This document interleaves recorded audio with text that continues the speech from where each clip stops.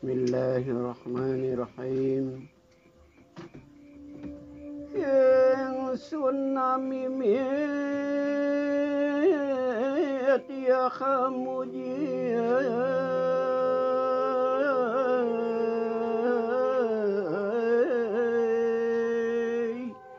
Bismillahirrahmanirrahim.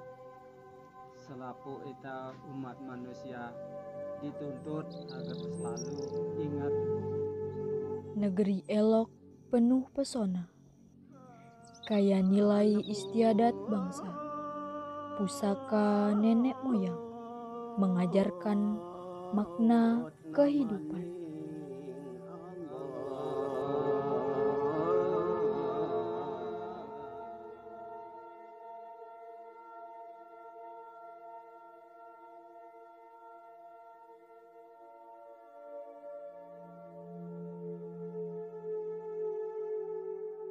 Kenapa ada burung di situ?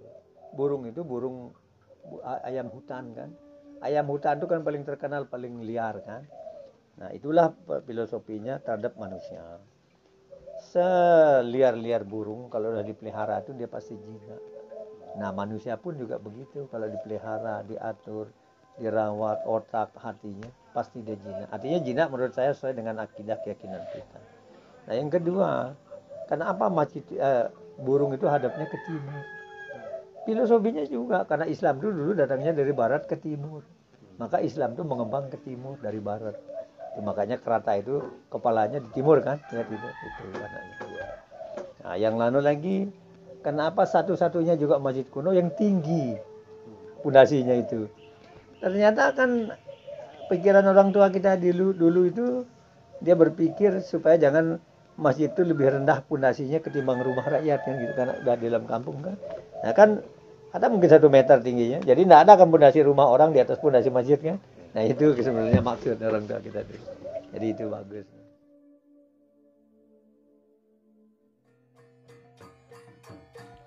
Pulau Lombok memiliki beragam budaya yang masih melekat di masyarakatnya.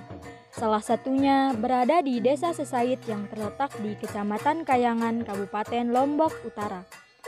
Desa Sesait merupakan salah satu desa yang masih melestarikan budaya dan adat istiadat nenek moyangnya. Pada bulan Rabiul Awal, masyarakat Wet Sesait selalu melaksanakan acara Maulid Adat, yang dimana acara tersebut merupakan bentuk rasa syukur atas kelahiran Nabi Muhammad SAW. Prosesi Maulid Adat ini berlangsung selama 3 hari yang masing-masing harinya berisi rangkaian kegiatan yang berbeda-beda. Pada hari pertama, masyarakat yang dipimpin Daulo keempat memulai prosesi Maulid Adat dengan piak pangan, yaitu proses pembuatan jajan pangan yang terdiri dari pangan putih, pangan beak, dan pangan moncak. Pangan-pangan tersebut melambangkan asal-usul manusia. Jajan pangan ini terbuat dari hasil bumi yang telah disediakan oleh masyarakat.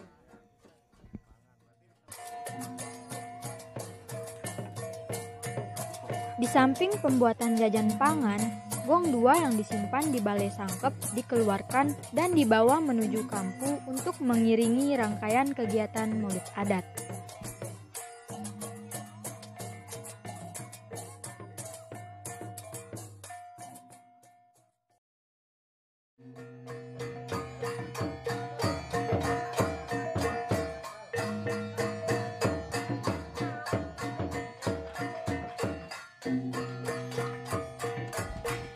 Di hari berikutnya, acara Maulid Adat ini dilanjutkan dengan prosesi merembun.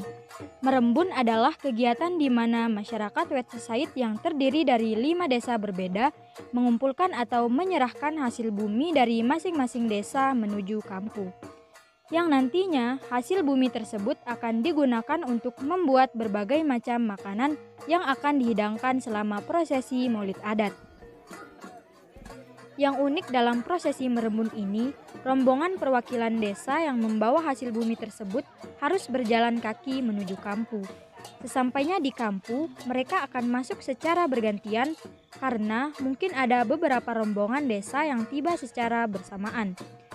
Begitu masuk, hasil bumi yang dibawa akan diterima oleh kampu dan ditaruh di sebuah lumbung penyimpanan di kampu yang disebut sambi.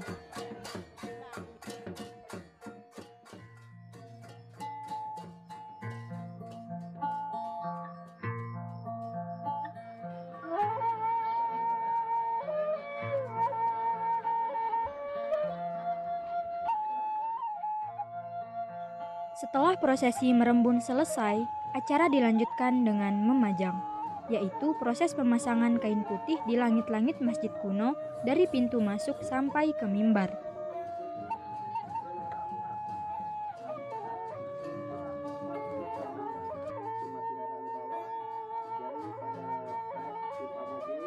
Lalu dilanjutkan dengan memasangkan kain sesuai dengan warna tiang-tiang masjid kuno, yaitu warna biru,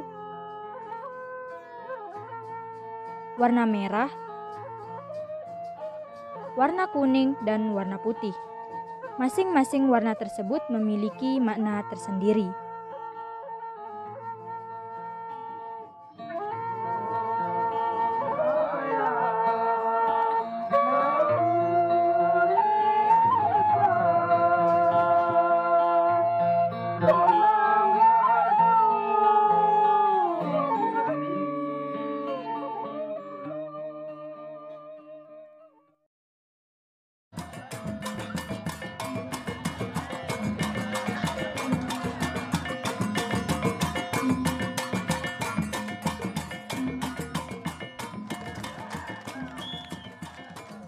Pada malam hari, setelah prosesi memajang selesai, dilanjutkan dengan pertunjukan persean, yang diawali dengan pertarungan antara pepadu Nina si Wasupu.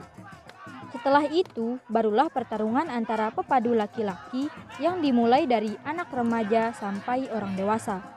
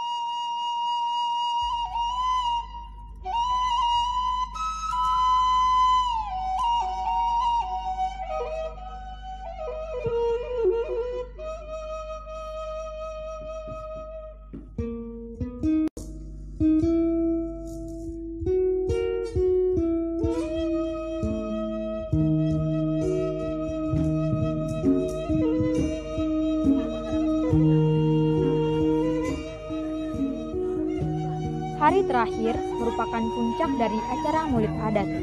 Pada pagi hari, para wanita masyarakat Wet Said yang sudah balik berkumpul di sekitar kampung untuk melaksanakan besok beras. Besok beras dipimpin oleh Mangku Loko Keramaian, diikuti oleh Praja Nina dan Praja Mulut, barulah para rombongan wanita lainnya. Mereka akan membawa beras yang ditaruh dalam peraras atau bakul dengan berjalan kaki menuju Loko Keramaian untuk dibersihkan dengan air dari Loko Keramaian. Dalam perjalanannya, rombongan akan diiringi oleh gong dua. Terdapat persyaratan khusus untuk bisa ikut dalam besok beras ini, yaitu para wanita pembawa beras harus seorang muslim dan tidak sedang berhalangan atau haid.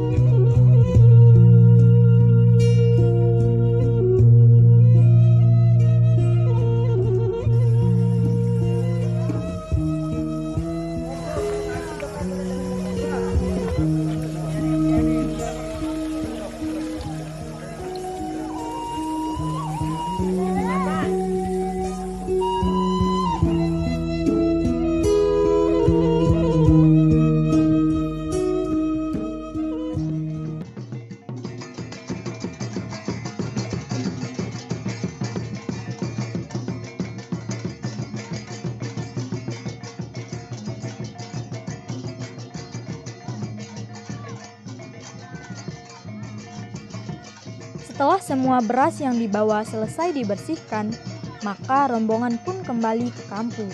Namun sebelum sampai Kampu, mereka akan disambut oleh Tauloka IV di halaman Masjid Kuno. Lalu Mangku Loko akan melaporkan bagaimana perjalanan mereka ketika besok beras kepada Tauloka IV. Kedatangan kami ini serang dan perempuan. Entan kami sudah menerima itu entan selamat selaku. Entan kesalahan atau bumi nunu baris ditulis dalam kampung Padang keempat. Kata ini lakukan ini serang dan perempuan. Tak terima kepada milik Mangku Joko Komeang nunu wahpas satak 15. Sila diterima.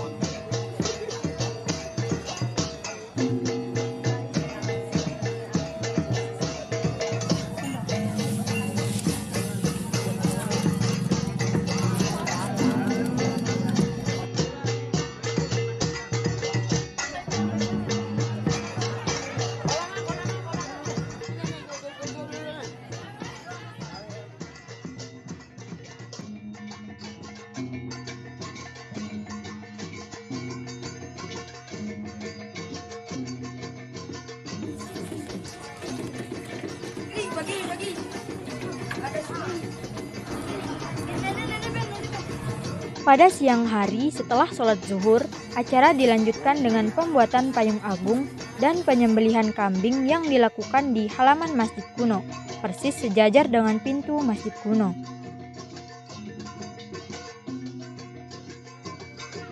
Penyembelihan diawali oleh penghulu, lalu baru bisa dilanjutkan oleh penyembelih lainnya.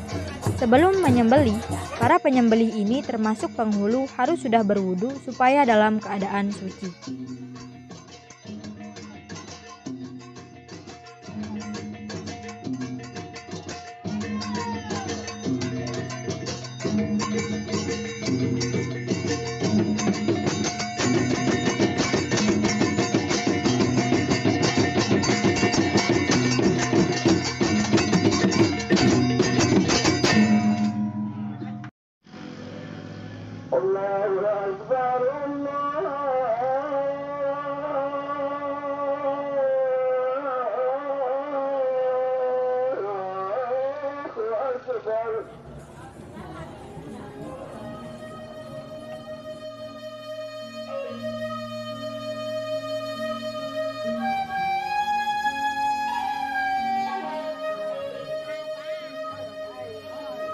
Malam hari setelah Isya merupakan puncak dari prosesi Maulid adat, yaitu dulang nasi aji.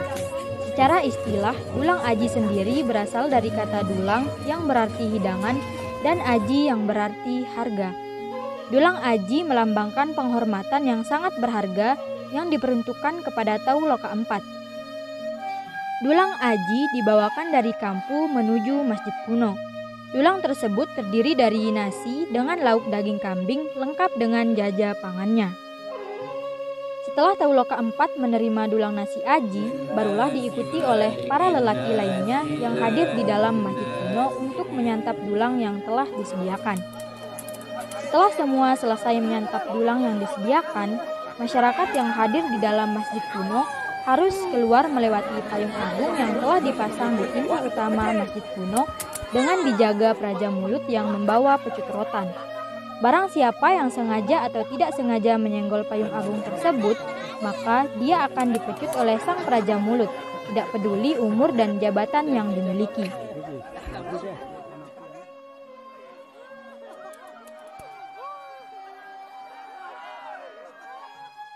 Ya, kalau kita berbicara filosofi tidak lepas dari nilai-nilai kan gitu.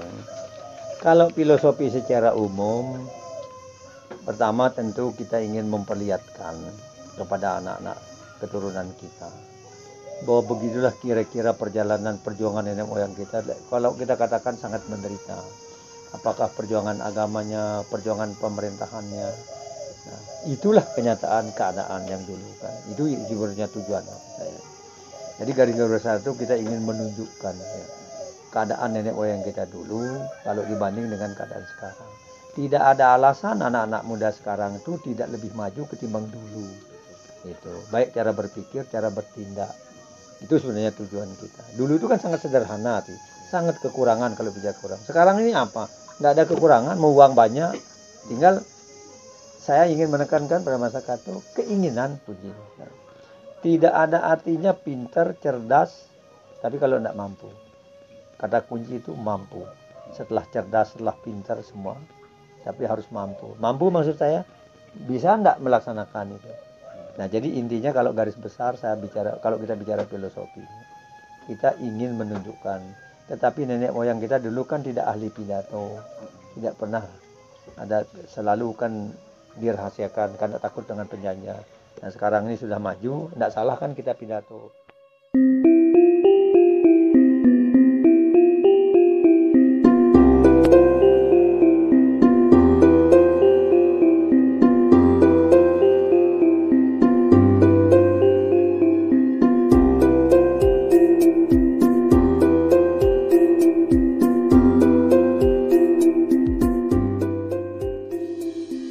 Adat dan budaya merupakan harta warisan nenek moyang yang tak ternilai harganya.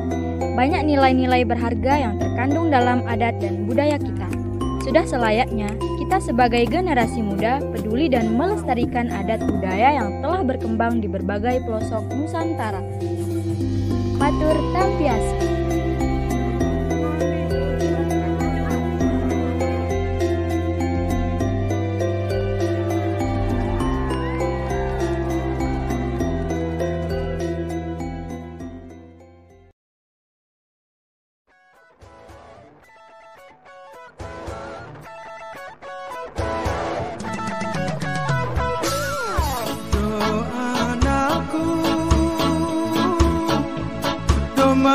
Mas Mira ni dadengar